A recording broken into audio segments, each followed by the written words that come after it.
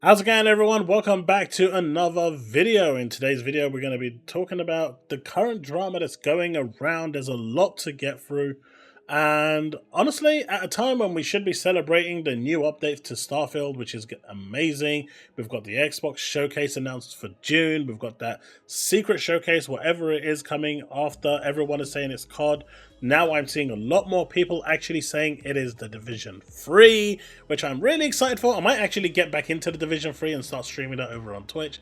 But, you know, it's interesting nonetheless, and it's a good time to be an Xbox gamer because there is a lot happening. You know, the May 15th update is bringing 40 FPS for VRR, 60 FPS for non-VRR screens, or, you know, for 120 FPS for VRR users. Improved maps, camera, this is basically the way you'd speak to dialogue. See my previous video for more of this stuff in depth. Quests, more vehicles. You know, we've got Pixel G here saying Starfield update, Hellblade 2 this month, 33 Immortals. Essentially what I've been saying, June showcase, COD, Starfield DLC, Diablo DLC. We've got Mad here talking about Hellblade 2, Starfield Shattered Space, Stalker 2, Avowed, Flight Sim 24, Diablo 4, Vessel of Hatred, Towerborn, COD, Indiana Jones, and for the people that play Ark 2 as well. But that is not the conversation that's being had right now. The conversation being had right now, because of the latest drama that's going on, and I don't like to use this guy's picture because I don't like to promote him any more than I have to, is this one over here, the Starfield 60 FPS for PS5. My dude is port begging again, but the way that the news is coming out with everyone, and especially with Sarah Bond's tweet, it's not helping, and it just gives that mixed messaging. And there are certain games, in my opinion, that should just not be, you know, going anywhere. They should stay on PC and Xbox, and that's it. Halo, Forza, Gears, Starfield, a few more that come to mind, but you get the picture. Now, I get some of them are gonna go, and that's unavoidable.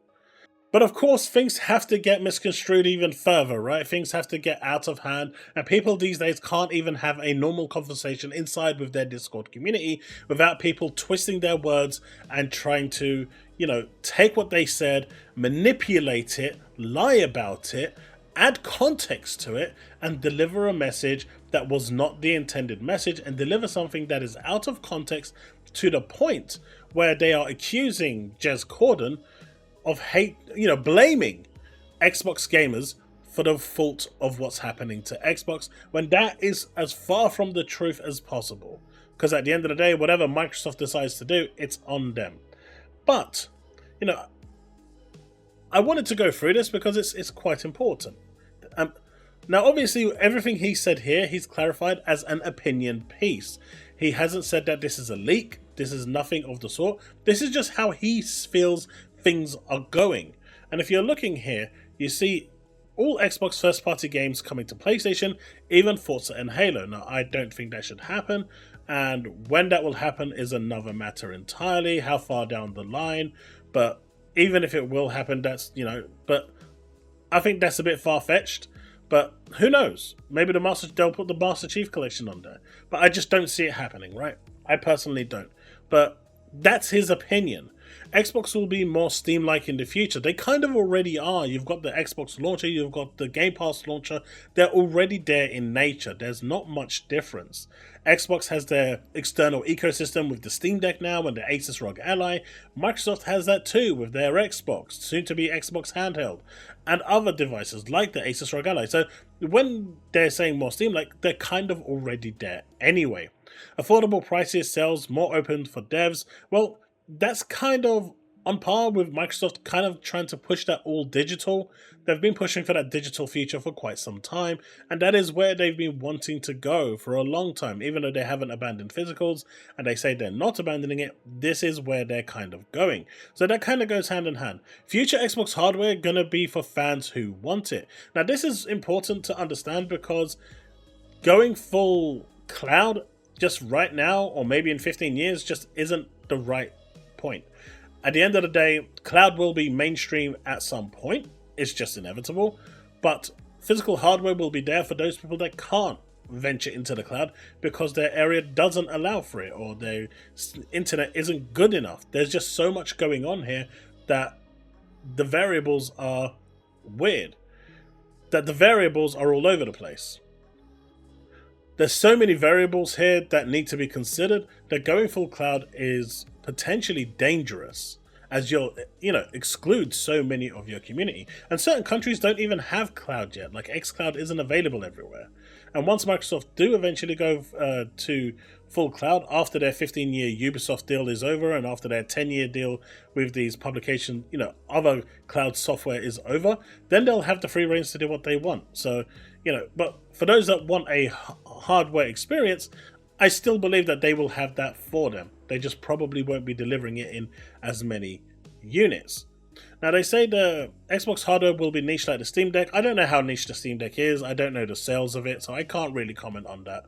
But that is something. Now, they're saying he said the next Xbox will sideload Steam. Now, Steam has been a big topic for this for a long, long time. It's been there for ages, and a lot of people are super excited for this. So, again, using this picture, which I didn't want to use, but I'm going to use it anyway, I actually like the design, but I don't see how any PCB boards can fit into depending on that, if that's like really, really big as my desk, maybe, but at that point it stops being even worth picking up. Anyway, I digress.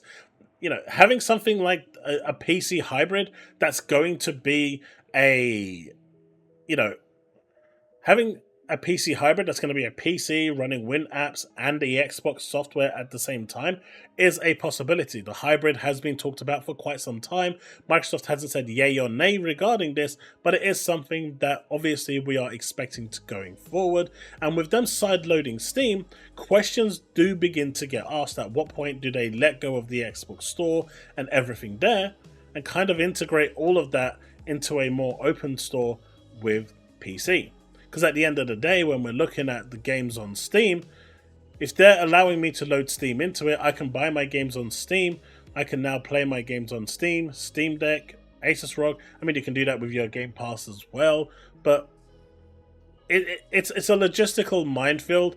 But at the same time, as a third-party publisher, why would you develop a game for Xbox specifically if you can just develop it for PC, have free profiles for that PC?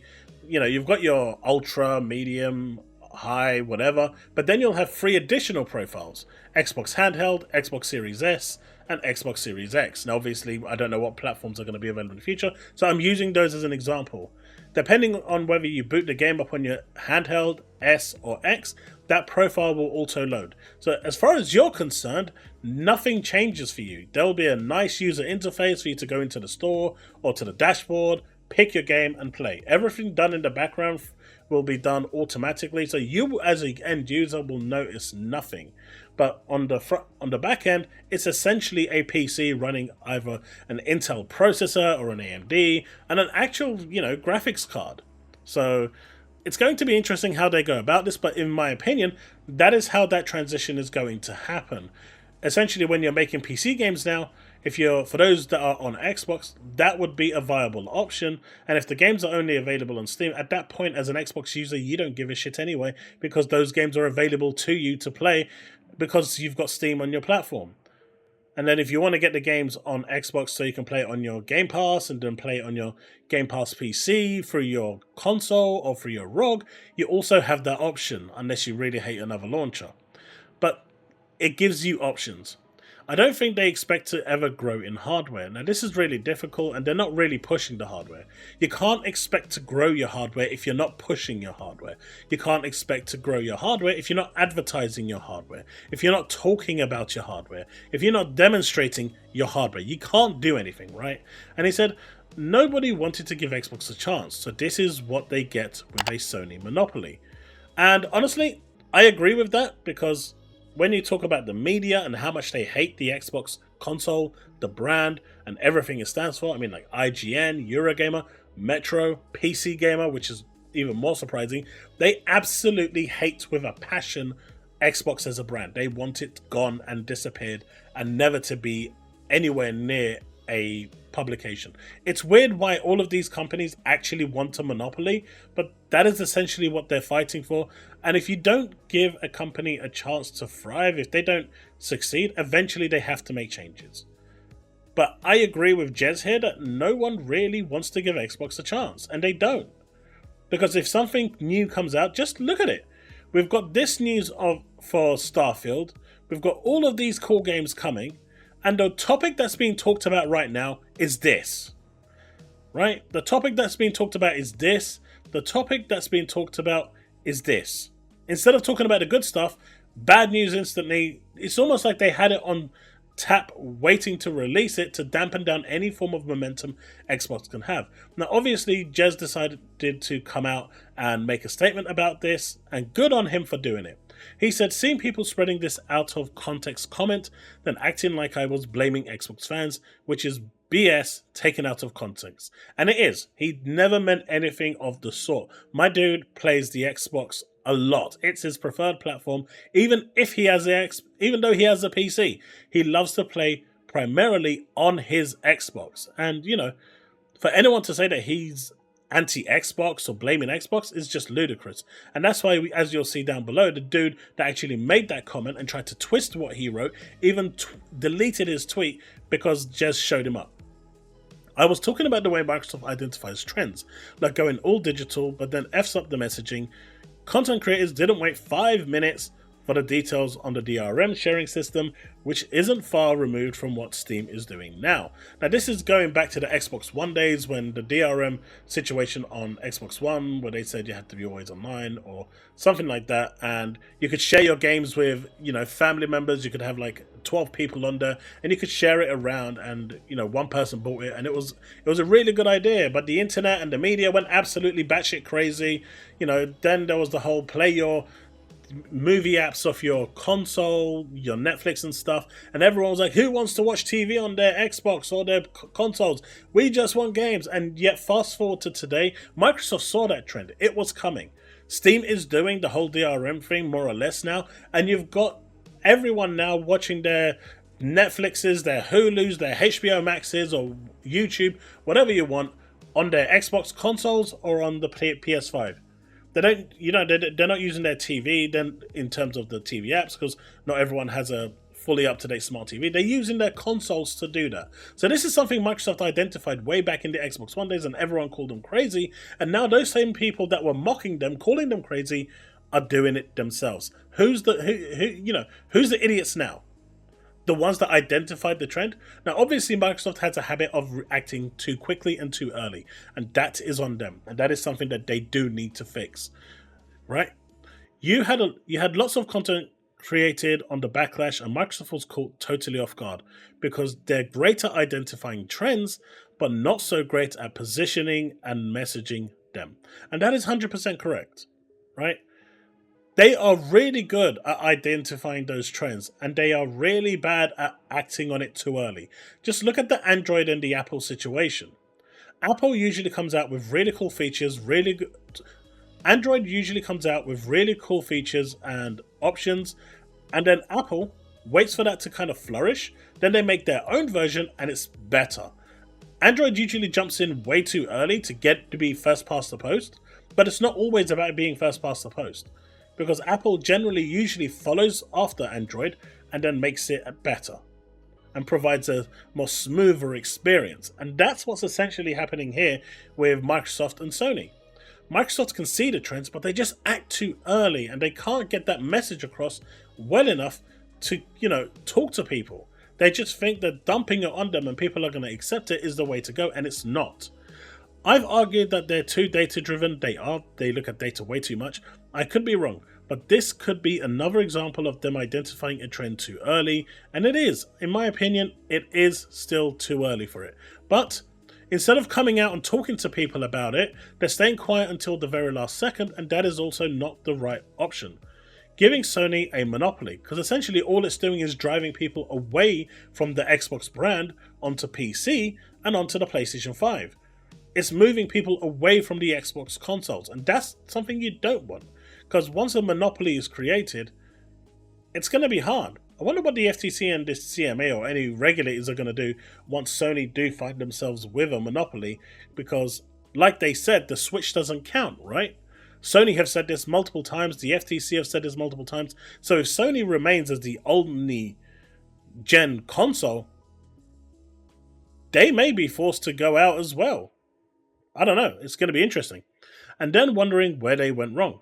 I mean, they only have themselves to blame in that regard. But I agree with Jez, right? I never once blamed Xbox fans, and I resent that accusation. And he absolutely should resent that accusation because it's not fair.